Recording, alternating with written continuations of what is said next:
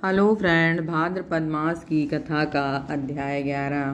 श्री पराशर जी बोले, आप मैं भगवान विष्णु के वंश का वर्णन सुनाता हूँ, जिसमें प्रभु श्री हरि विष्णु के अंश अवतार लिए गए थे। धर्म उत्सव में कुंती का सहजित और सहजित के माही का जन्म हुआ, जिसमें महिष्मतीपुरी की स्थापना की गई थी।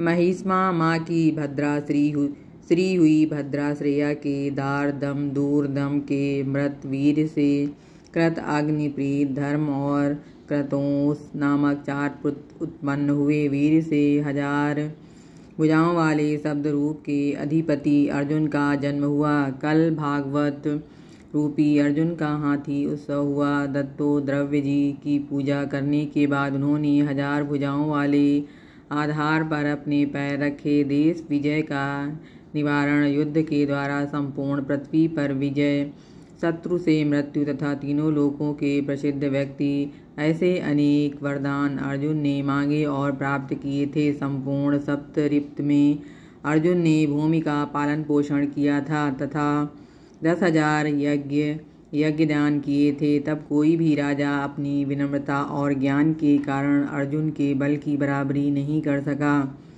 उसके राज्य में किसी भी प्रकार का कोई पदार्थ नष्ट नहीं हुआ।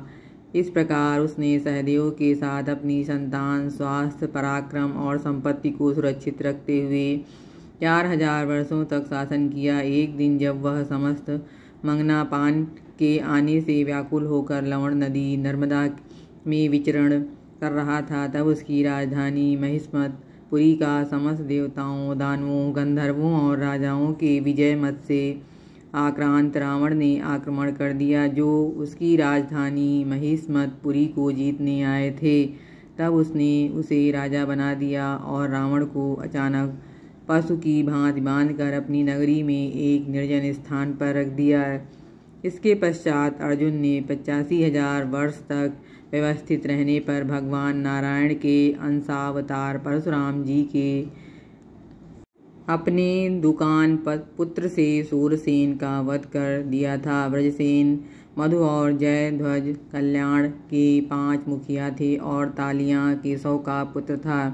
इसमें सबसे बड़ा ब्रज था और दूसरा भारत था। ब्रज के मधु और हरित के मधु आदि 100 पुत्र उत्पन्न हुए। यह वंश महान वंश का था। मधु के कारण ही यह मधु नाम से विख्यात हुआ और स्मृतियों के नामों के अनुसार इस वंश के लोग यादव कहलाए।